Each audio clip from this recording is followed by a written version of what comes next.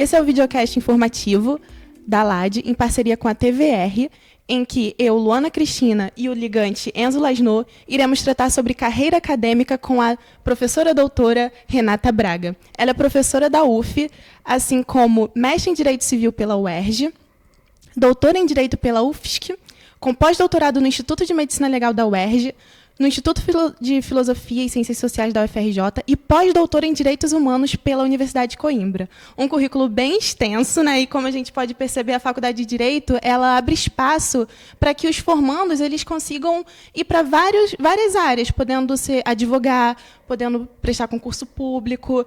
Então, durante a graduação, também abre possibilidade para a docência, para pesquisas acadêmicas.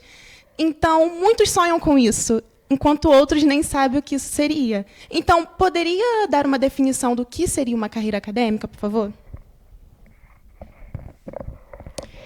Vamos lá, obrigada pelo convite de participar desse videocast e por falar de um assunto que é a minha verdadeira paixão. Então, estou super feliz de poder participar do projeto. Bom, o que é uma carreira acadêmica?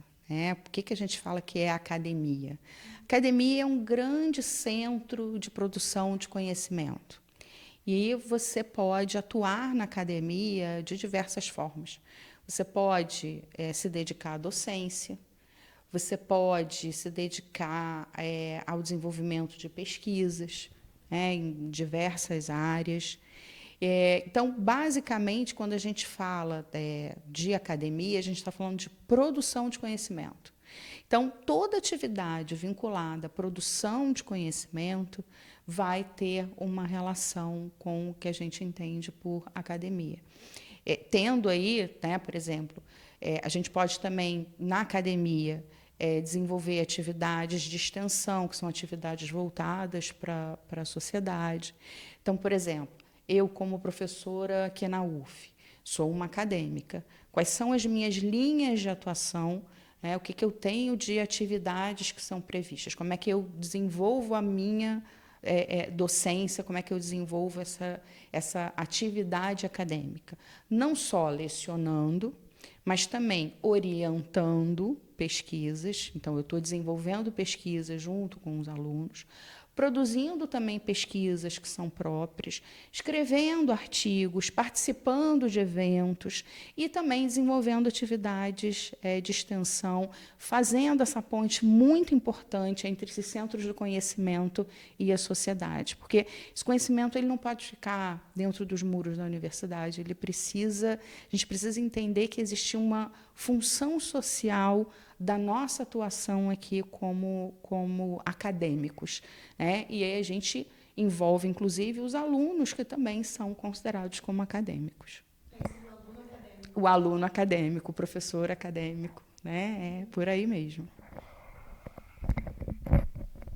E, professora, a gente escutando um pouco sobre como é isso e da importância que tem essa produção de conhecimento e isso atrelado essa coisa professor e aluno. Conta pra gente um pouquinho como que foi a sua carreira acadêmica, Como isso despertou na sua vida, em que momento você entendeu, não, de fato é isso que eu quero. E a partir desses passos, como que você escolheu as primeiras provas que você foi fazer para isso, E essas provas, assim, também um pouco como que se deram, como são as aplicações, todas as inscrições têm prova escrita, tem prova de outra língua. Isso, como foi um pouquinho para você? Vamos lá. Eu me graduei pela Cândido Mendes, eu entrei em 89 e terminei em 92. E a Cândido Mendes é uma universidade privada. E, na época, eu precisei solicitar uma bolsa de estudos. E, na Cândido Mendes, eles tinham um programa não era estágio, era como se fosse uma grande monitoria. Só que você atuava em vários órgãos dentro da universidade. E eu fiquei na parte de coordenação de ensino. Minha atuação inicial foi na coordenação de ensino. Então, eu tinha contato com todos os professores, eu tinha contato como se planejava um horário, né? Atendia os alunos. Então, durante todo o meu curso, além de um estágio que eu fazia em escritório de advocacia, eu tinha esse que eu tinha que trabalhar pela manhã para poder fazer jus à bolsa. E 6 meses antes de eu me formar, a universidade acabou me contratando para ficar como CLT, como fixa. Obviamente, não como uma função de advogada ainda, mas aí eu já migrei desse setor de atividade acadêmica para o chamado, na minha época era escritório modelo, agora para vocês é o núcleo de prática jurídica. E aí eles falaram, olha, depois que você conseguir a carteira da OAB, a gente tem a intenção de te colocar como advogada orientadora. Então, como vocês podem ver, a minha entrada na universidade sempre foi muito permeada com atividades voltadas ao ensino, né? Eu fui aprendendo aos poucos. E isso, de certa forma, foi despertando uma paixão em mim. Embora a advocacia fosse algo que me interessava, eu preferia advogar para pessoas que tinham direito à assistência jurídica gratuita. E me despertou esse interesse pela docência. Embora a minha atuação ali, né, eu já era advogada orientadora quando eu comecei a dar aula, assim que eu me formei, logo depois consegui a carteira da ordem, já fui contratada como advogada orientadora, eu não tinha intenção ainda de dar aula.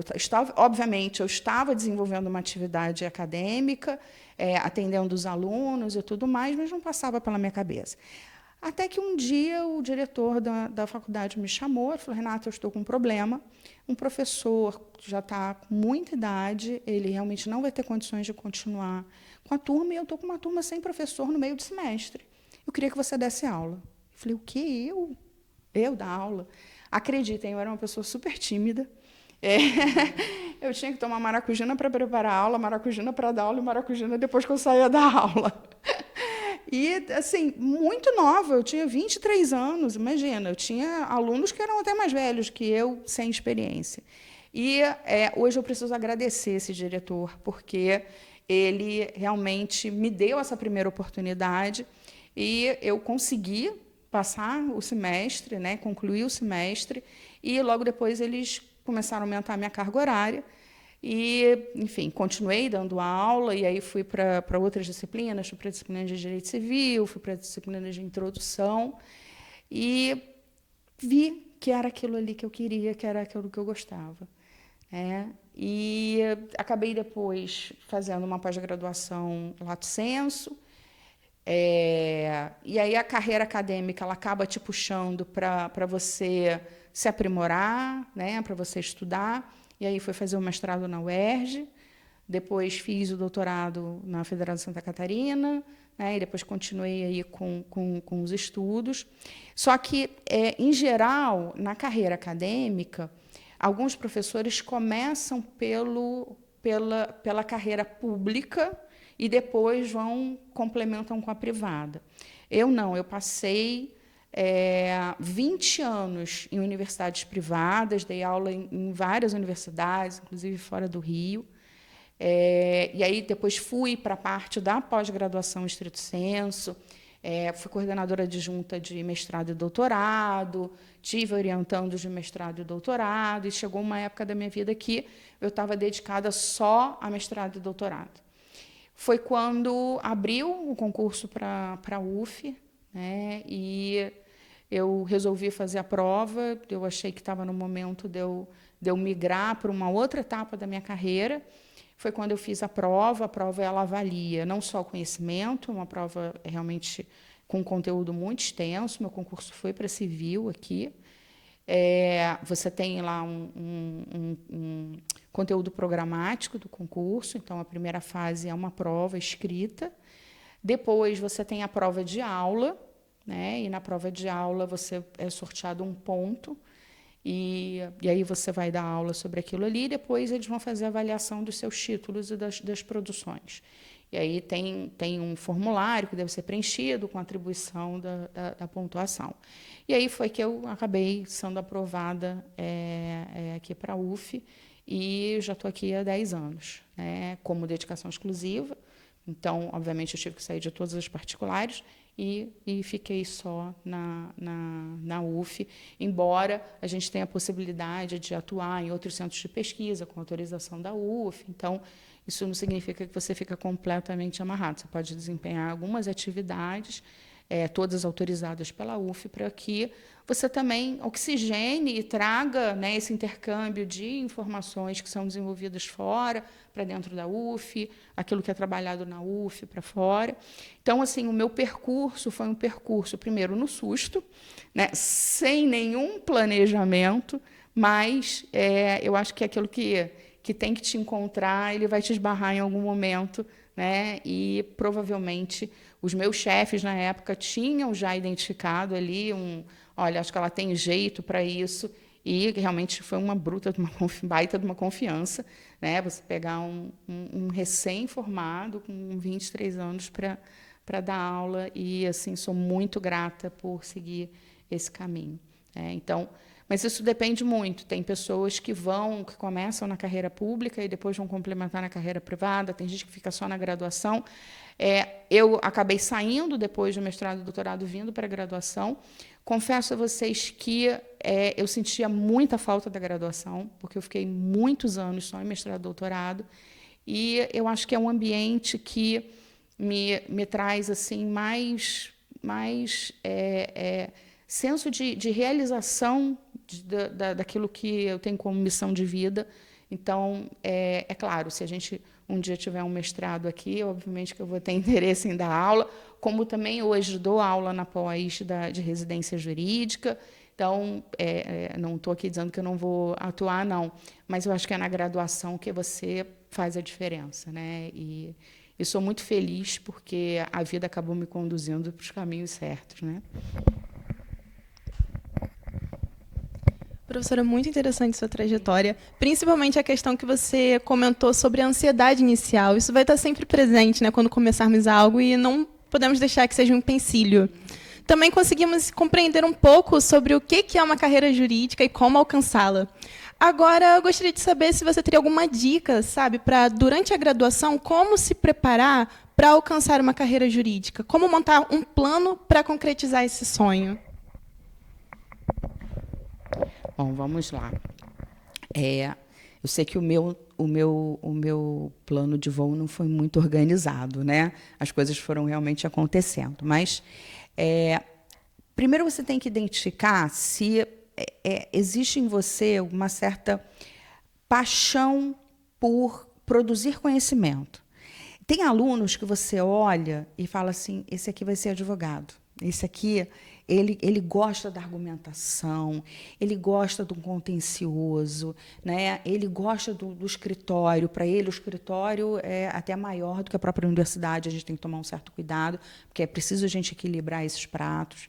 Então, assim, você tem que avaliar. Olha, quando eu faço uma pesquisa, quando eu faço um trabalho, eu entendo aquilo ali como um peso ou... Nossa, eu fico inebriado de buscar informação, o estudar, para mim, o pesquisar, o produzir o conhecimento não é um peso, não é um fardo. Porque eu acho que a nossa atuação profissional ela tem que ser extremamente prazerosa. É claro que tem momentos que a gente se aborrece, tem momentos que são difíceis, tem dias que a gente fala assim, caramba, eu vou ter que fazer isso, mas ela tem que te trazer uma recompensa para além da questão financeira. Tem que ser algo que te preencha, que você se sinta nutrido e que você tenha prazer de dizer, olha, eu faço isso, né? Então, assim, a primeira coisa é você identificar. Eu gosto de produzir esses conteúdos, eu sou uma pessoa que... Quando eu olho um julgamento, eu me vejo sentado naquela cadeira, eu acho que eu teria um perfil mais para ser um juiz. E o que acontece com a carreira acadêmica é que ela é um pouco vista como uma carreira, digamos assim, de segunda categoria. né? Ou seja, as grandes carreiras jurídicas são você advoga, ou você faz concurso público para a magistratura, para o Ministério Público, e a carreira acadêmica é um bico. Você é a grande pergunta de você é só professora. Para você ter ideia, na Alemanha, eu fui me registrar num hotel e tinha assim, senhor, senhora e professor doutor. Para vocês verem a importância que eles dão no momento que você se registra. A terceira categoria, senhor, senhora e professor doutor. Lá não é só um bico. Lá é uma das carreiras mais importantes. E a gente tem alguns países, né, se não me engano é o Japão, que se reverencia o professor como a grande pessoa, porque se eu tenho um médico, tive um professor no caminho desse médico. Né? Se eu tenho um advogado, eu tive um professor no caminho desse advogado. E eu acho assim que eu tive grandes professores na minha vida, que, inclusive do ensino médio e do ensino fundamental, que certamente me moldaram como eu sou professora hoje. Foram pessoas assim, que eu admirei muito a forma como lecionavam, e, às vezes, eu me vejo reproduzindo aquilo que eles fizeram. Então, assim, é importante a gente entender que eu posso ser um juiz e seguir a carreira acadêmica. Sim, eu posso ter 2 amores, não há problema. Né? A carreira acadêmica permite isso. Mas eu posso me dedicar 100% a ela? Posso. Então, acho que o importante é você primeiro identificar se você tem esse perfil, porque se forçar isso não vale a pena. E depois, durante o curso de graduação, você investir na monitoria, você investir nos grupos de pesquisa, você investir na produção, né, de artigos, de trabalhos em coautoria com seus professores, orientadores, você participar das atividades da universidade que envolvam ali apresentação de trabalhos. Então, o ambiente da universidade vai permitir que aquele que queira seguir a carreira acadêmica tenha condições e tenha espaço e oportunidades para justamente, digamos assim, plantar essa sementinha e já começar a colher alguns frutos, porque isso vai ter um peso quando você fizer pode ser um concurso, tá? Como também quando você for admitido, por exemplo, você for fazer um processo seletivo para uma universidade particular. Vai ver, olha, esse candidato é um candidato que sempre se dedicou e que mostra que ele tem uma veia acadêmica. Ele não utilizou, ele passou a graduação inteira, produziu, a única coisa que ele fez foi produzir o TCC, e agora ele resolveu que ele quer ser professor. Não que isso não seja possível, que a pessoa não vai ser contratada, não é isso. Mas tem um peso diferente quando você vê que essa pessoa foi colocando tijolinho por tijolinho. Né? Mostra que ela tem ali um planejamento, digamos assim, mais consistente. É claro, pode ser que quando você se forma, você fala assim, caramba, agora eu me encontrei. Eu não sabia para onde eu queria ir, eu me encontrei como professor, né? Ou como alguém que vai trabalhar na área acadêmica. Isso também é possível. Mas você me perguntou como seria um planejamento, né? Se a pessoa realmente identifica que tem esse dom, que gosta disso, a ideia é que você possa realmente percorrer esse caminho ao longo do curso. Sim. O que é o currículo Lattes? Eu lembro que o meu orientador de doutorado dizia o seguinte, currículo Lattes é a grande identidade de um pesquisador e de um acadêmico, porque está toda a sua vida ali. Né? E é muito legal que quando você preenche o seu currículo Lattes depois de muitos anos, você olha, você fala assim, caramba, quanta coisa eu já fiz. Né? Coisas que assim, a gente até tinha esquecido que tinha feito. Então, o currículo Lattes, ele hoje a plataforma Lattes, né, é uma plataforma muito interessante, porque, primeiro, permite que você se conecte com outros pesquisadores, que você faça pesquisas dentro da plataforma para poder identificar grupos de pesquisa que você possa participar. Então, você tem o diretório dos grupos de pesquisa. Então, é uma plataforma muito bem estruturada. E o currículo Lattes é isso. Né? Nada mais é do que um currículo com viés acadêmico, que vai ter aquelas categorias para a gente poder fazer os lançamentos, ficar tudo organizadinho, ficar tão bonitinho o currículo, né? Então, e dá prazer, né? Quando você vê que, caramba, a pessoa começou lá do primeiro período, produzindo artigos, participando de eventos, participando de pesquisas, isso faz muita diferença. E, professora, falando um pouco sobre a resposta que você deu até para a Luana, a respeito dos seus professores, né? Os professores que te moldaram e fizeram um pouco das suas características como professora. Muito disso deve ter o orientador também, né? O orientador deve moldar muito o graduando. E aí, como foi, assim, para você escolher o seu orientador? E acredito que também muitos alunos te escolham como orientadora. Como foi para você e como que você acha que essa troca tem que acontecer para ser uma troca positiva e enriquecedora para ambos os lados, assim? Vamos lá. Eu tive 6 orientadores já na minha vida toda, né? Graduação, mestrado, doutorado e 3 pós-doutorados. Então, foram 6 pessoas que passaram na minha vida. E totalmente diferentes, com perfis totalmente diferentes, né? Na graduação, era um professor da área de família, meu TCC foi na área de família, e era um senhor que eu admirava muito, sabia que ele era um grande advogado dessa área, e muito interessante porque ele divergia das minhas conclusões no TCC. Olha que coisa interessante. Na época, a gente tinha uma divergência doutrinária e jurisprudencial muito grande sobre a união estável, e eu dizia para ele que a união estável era entidade familiar, e ele dizia que ele achava que não era.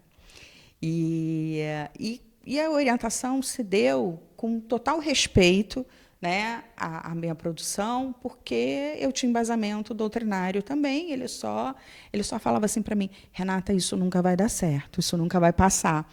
E depois ele virou meu colega na universidade, e a gente começou a ter as primeiras leis tratando de união estável. Eu lembro que ele me encontrou um dia na sala dos professores e falou: poxa, você tinha razão, e eu não te dei a razão. Então, minha primeira relação com o meu orientador foi uma relação de profundo respeito. Era uma pessoa que me nutria muito, e muito importante você ter, muitas vezes, um orientador que vai pensar um pouco diferente de você, porque ele vai te trazer informações que são informações, digamos assim, sobre isso aqui você pensou, né? Sobre aquilo ali você pensou. E aí, no mestrado, eu tive um professor titular da UFMG, que era professor visitante lá na UERJ, que foi uma pessoa que me nutriu com outras habilidades de pesquisa. Era um professor que dava aula na Alemanha também. Ele era extremamente criterioso e eu sofri bastante. Mas, ao mesmo tempo que eu sofri, eu posso dizer que eu tive um crescimento como pesquisadora muito importante, embora a gente concordasse em tudo, né? Ou seja, o conteúdo foi sobre o Estatuto Jurídico do Embrião Humano, na época que eu era pesquisadora na área de biodireito. Fui pesquisadora em biodireito durante 20 anos. E aí ele foi uma pessoa assim muito dura, inclusive na banca ele foi muito duro, mas ele era duro com todos os orientandos dele. E depois, quando eu fui para o doutorado, eu tive um outro professor muito parecido com o primeiro da graduação, extremamente querido. Inclusive, eu fiquei grávida durante o doutorado, e ele foi assim muito querido, o professor Horácio. E na época, ele falou: olha, uma das razões de você ter sido aceita é porque você foi orientanda do professor João Batista Vilela. Então, vejam que, mesmo na dificuldade, a gente depois vai colher um fruto lá na frente, porque ele falou: se você passou pelo João Batista Vilela, é como se você tivesse uma legitimação. E aí, depois, meus 3 outros orientadores, eu posso dizer que foram pessoas que, já no pós-doutorado, você tem uma pegada diferente, né? Ele é quase como um parceiro seu na pesquisa. E eu fiz tanto da primeira, né, que foi no Instituto de Medicina Social, era um filósofo que tratava de questões de...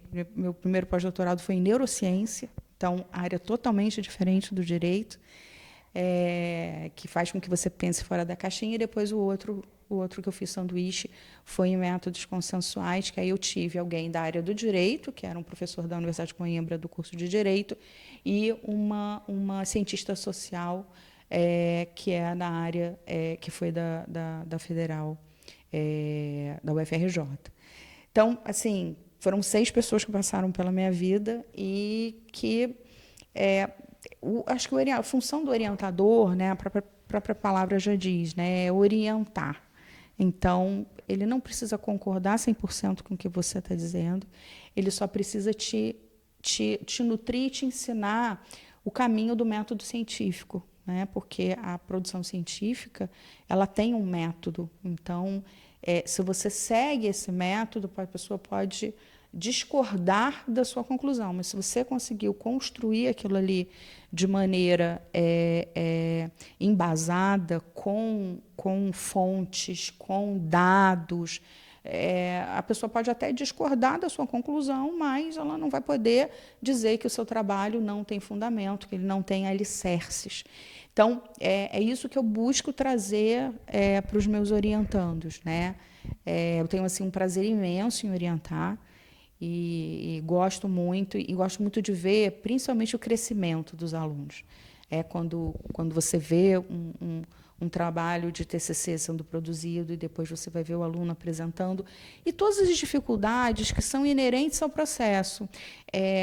Eu tenho quase 30 anos de docência de carreira acadêmica, né? Como comecei muito cedinho, com 23, eu vou fazer 53, tenho quase 30 anos de carreira acadêmica. Vocês acham que eu não tenho uma ansiedade ou um medinho, um friozinho na barriga quando eu vou, de repente, desenvolver uma pesquisa nova, né? E de 5 anos para cá, eu comecei a trabalhar numa outra área, que era uma área, para mim, totalmente desconhecida, que era a questão da tecnologia. De métodos consensuais, eu já trabalho há 10 anos, mas a tecnologia era uma área totalmente desconhecida. Então, assim, é natural a gente ter, né, ficar com medo, será que eu vou dar conta, será que eu não vou dar conta? E eu acho que o orientador ele tem essa função também, de ser um suporte, de dizer, olha, você está assim hoje, mas vai passar, o processo é esse, né? É como se você estivesse ali regando sempre, né, o seu orientando, não só com dados, com bibliografia, ensinando a fazer, e depois tendo ali o resultado, que não necessariamente tem que ser um trabalho nota 10, mas foi aquilo que você pôde entregar naquele momento, quanto você aprendeu, quanto você cresceu. A gente valorizar o processo também, o aprender a fazer, como isso te abriu, né, horizontes que você desconhecia. Então, essa troca é uma troca muito rica, muito interessante. E eu posso dizer que uma das atividades que me dá assim, mais retorno afetivo são as orientações, porque você tem aquele contato, você acompanha um aluno ali, e é muito assim, emocionante, né? Ver a apresentação do trabalho, ver como a pessoa chegou com aquele temazinho, eu não sei se eu vou para cá ou se eu vou para lá, e muitos se descobrem nos seus temas, né? Se descobrem e acabam crescendo e trazem também, ensinam muito para a gente. É uma troca que acontece ali na orientação. Então, assim, a gente, obviamente, na escolha do orientador, como é que a gente escolhe um orientador, né? Primeiro, por uma afinidade temática, né? Não adianta você pegar uma pessoa que pesquisa em biodireito e pedir para ele trabalhar em constitucional, né? Ou uma pessoa que seja do privado que vai desenvolver uma pesquisa na área do direito público. Então, é ver o que o professor tem trabalhado, até porque você sabe que ele vai fazer pesquisa nessa área, ele vai poder te nutrir também com outras informações. E o segundo é uma certa relação, digamos assim, saudável entre professor e aluno, porque o processo é um processo que muitas vezes vai ter suas dores, como todo e qualquer processo. Então, é muito importante que seja um professor que te traga esse suporte também nesses momentos. E enfim, acho que seriam essas duas questões, né? De você sentir afinidade pelo professor e haver aí uma certa aderência, digamos, do seu interesse de pesquisa com aquilo que o professor produz. Ai, gente, acho que já escolhi minha orientadora. Eu tô, assim, muito, muito feliz mesmo. Acho que a gente conseguiu, tenho certeza que a Luana também, abordar os principais tópicos que a gente queria. E foi, assim, um privilégio poder saber um pouco sobre a sua trajetória, que foi enriquecedora. Muito, muito legal mesmo. Queria agradecer a presença da senhora professora Renata por ter vindo aqui no nosso videocast. Agradecer também a LAD, que esse é um videocast com a iniciativa da LAD. Agradecer a parceria que nós tivemos com a TVR, na pessoa do professor orientador Marcos Wagner de Seixas, e dizer que a gente está muito, muito feliz. Acredito que todos os nossos ouvintes e todas as pessoas que assistiram também vão ficar enriquecidas com todas essas informações e muito mais preparadas agora para conseguir discernir o que de fato é uma vocação, né, um talento, e talvez só uma ideia passageira, tendo em vista todos esses percalços que a gente pode atravessar durante esse período. Muito obrigado, gente.